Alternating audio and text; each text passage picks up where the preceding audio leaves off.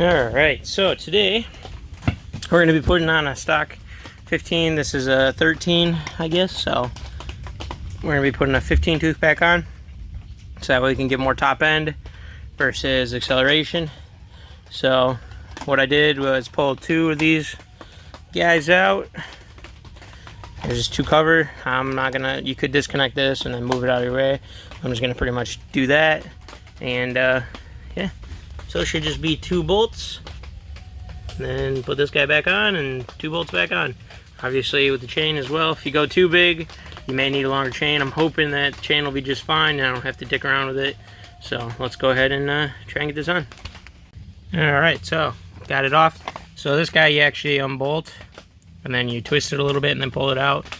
So that was kind of like a safety clip. But yeah, this was a 13 tooth. It says it right there. And then this one says 15. So let's go ahead and see if this will fit. Alright, got it on. Ended up having to loosen up loosen up this, or the chain tensioners here. You loosen these up, and you loosen up your axle, and then you move it forward. And yeah, obviously you may end up needing like to add or remove links depending on what you do. So, but I think we're good. So yeah, now what I'm gonna do is get this plate put back on, bolt that on, and then get this bolted back on, and we should be good to go. And then we just got to tension up the chain. So yeah, let's do that.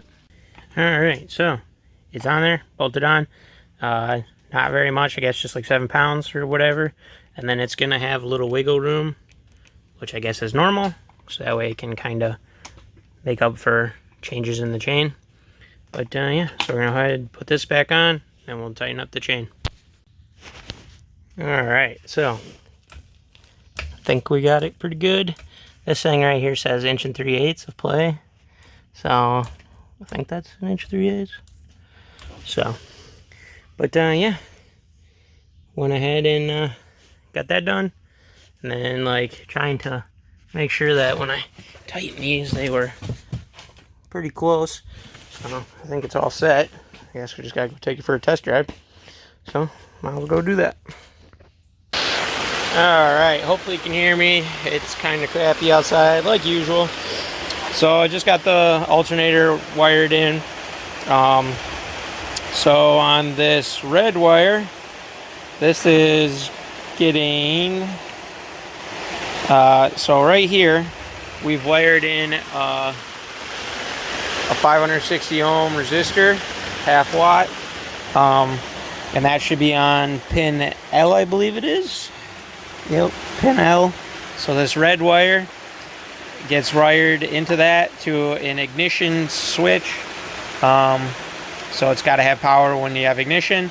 And then this yellow wire gets ran to, you could loop it to where the battery connects, but I'm going to run it inside. And I have a constant powered fuse, so I'm going to just power it to that. Well, yeah, that's it. So now I'm going to just get this thing, I'm going to wrap it in some Tessa tape, and yeah, we'll get it plugged in, and then that's good to go.